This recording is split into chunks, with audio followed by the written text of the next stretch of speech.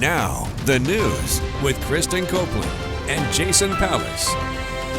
Severe weather in the early hours yesterday turned deadly as an EF1 tornado ripped through parts of Clark Mills, and the surrounding area was hit hard with wind and rain. National Grid says it got help from crews as far away as Louisiana, Oklahoma, and Canada to restore power to tens of thousands of local homes.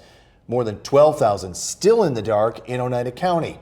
The National Weather Service determined it was an EF1 tornado that struck Clark Mills early yesterday morning with winds up to 100 miles an hour. Cleanup, as you can see, continuing today. It's going to take a while to get all those trees cleaned up. 6-year-old twin sisters, Emily and Kenny Bison, were killed after a tree sliced through their Hoyland Avenue home. Their mother was rescued by a neighbor. A short distance away on Millstream Court, 50-year-old Shelley Johnson was killed after her home was hit by a falling tree. News Channel 2's Ben Kinney is live in Clark Mills with how the community is coming together today. Ben, good evening. Jason, Kristen, good evening. Now, after last year's tornado in Rome, we saw how that community banded together in the aftermath. Now, less than a year later, we're seeing the same thing happening here in Clark Mills.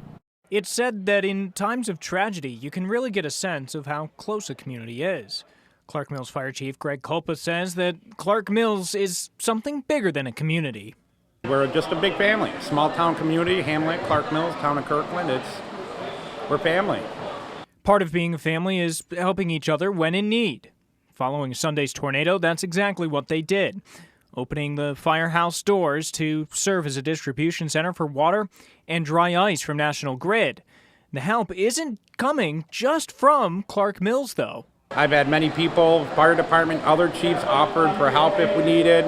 I called in Whitesboro, New York Mills yesterday, fire department, because we were just exhausted from field days and with just all the cellar pump calls and trees and everything, and it's been wonderful. Members of the community have been giving back to the department as well. Had, just random people in the community drop off water to us, Gatorade, ice, people would donate.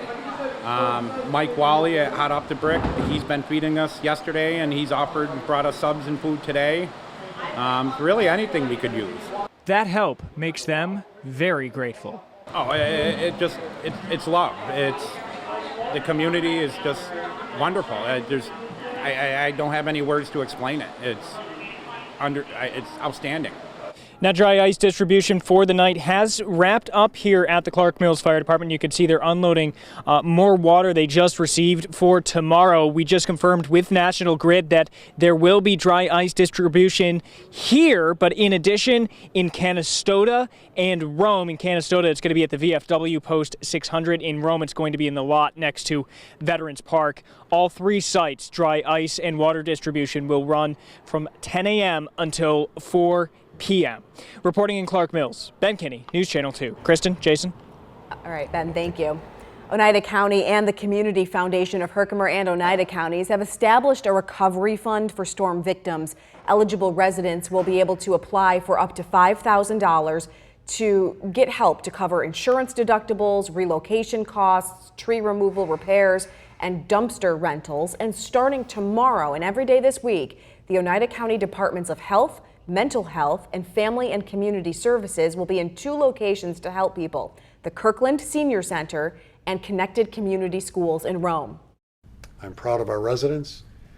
I'm proud of our crews and our responders and all that have worked, and our staffs that continue to be available to help people during some difficult times. We're here to help in any way we can.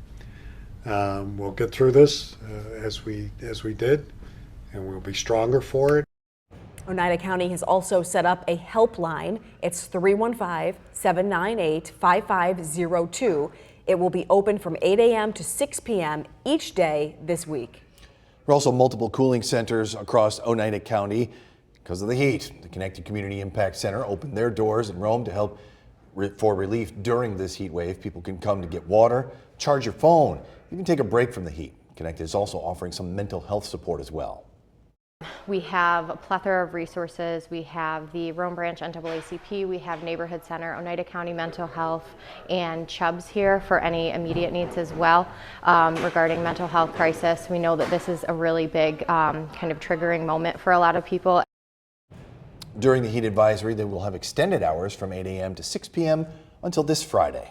Students at Oneida High School had their Regents exams postponed after floodwaters forced officials to close the school. News Channel 2's Riley Jones was in Oneida and tells us how school officials plan to move forward. Across central New York, communities have begun recovering from this weekend's violent tornado in Clark Mills. The basement of the Oneida High School filled with floodwaters. The storm leaving water pouring into the basement, hallways, and even classrooms. Flooding leaked into the basement where we had about 3 to 4 feet of water. The full extent of these damages still unknown. So we just started being able to pump the basement. We work with National Grid to turn off the power to the building to try to prevent any further damage to equipment that wasn't already damaged.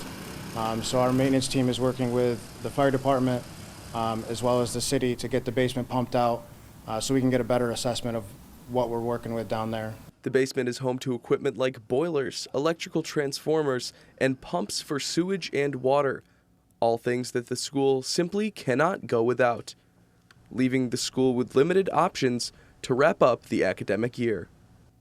So we shut down the entire district today. A lot of our buildings, most of them were out without power. This one is flooded. We had some Regents exams scheduled. Assistant Superintendent Dr. Tice is working with BOCES to reschedule the Regents exams that were scheduled for this week and find another location.